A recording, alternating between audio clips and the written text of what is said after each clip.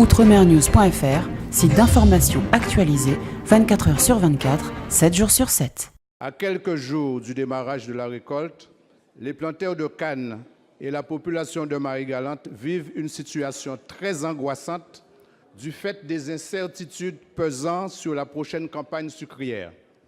L'État, qui s'est engagé à allouer une subvention de 1,6 million d'euros dans le cadre d'un projet industriel, subordonne le versement de cette somme à la continuation d'un accord passé avec un opérateur dont la technologie n'est plus en phase avec les objectifs environnementaux de la COP 21 et de la COP 22.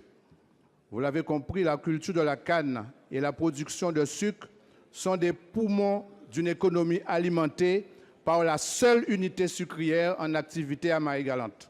Le taux de chômage culmine à plus de 30%, où la population est passée de 30 000 habitants en 1960 à moins de 12 000 en 2016.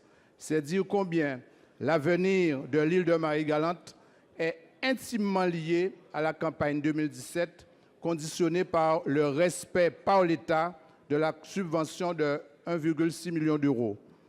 Au nom des planteurs et de la population, dont je partage pleinement l'inquiétude et je relaie les craintes, je vous demande solennellement, Madame la Ministre, d'organiser une rencontre avec l'ensemble des partenaires et surtout de procéder au déblocage de cette subvention afin d'éviter une profonde crise économique et une tragique explosion sociale sur le territoire. Merci.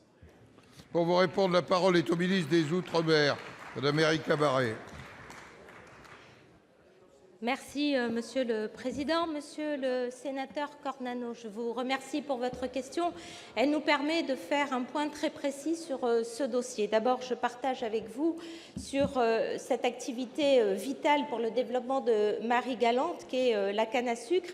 Et l'État, vous le savez, par le biais en particulier du ministère de l'Agriculture, soutient de façon significative l'activité sucrière et augmentera d'ailleurs ses efforts avant la fin des quotas sucriers. Compte tenu, et j'en reviens au dossier qui nous intéresse, compte tenu des contraintes particulières de l'île de Marie-Galante, la sucrerie doit faire face à des défis économiques et environnementaux particulièrement importants. Et il est dès lors nécessaire, pour garantir sa survie, de coupler son activité à une centrale thermique. Et la construction de cette centrale bagasse-biomasse permettra d'alimenter en énergie la sucrerie, mais également de valoriser la coproduit issu de la canne.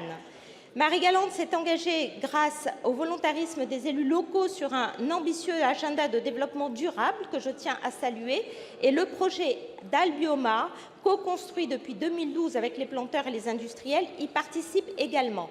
À l'heure actuelle, seule cette initiative est suffisamment avancée pour remplacer rapidement la chaudière de la sucrerie, puisqu'elle a obtenu les autorisations nécessaires.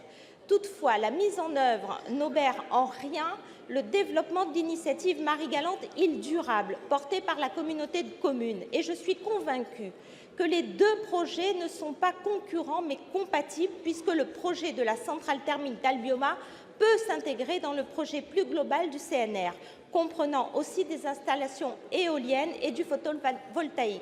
Pour que le projet d'Albioma réponde davantage aux attentes des élus locaux, je souhaite que l'entreprise puisse prendre des engagements sur les substitutions partielles de la biomasse. L'État est prêt à verser, monsieur le sénateur, les 1,6 million d'euros dès qu'un accord sera trouvé sur le terrain. Et une réunion s'est tenue lundi entre le conseil départemental, le conseil régional et la préfecture. Je souhaite qu'un consensus puisse être trouvé dans les prochains jours. Outremernews.fr, site d'information actualisé 24 heures sur 24, 7 jours sur 7.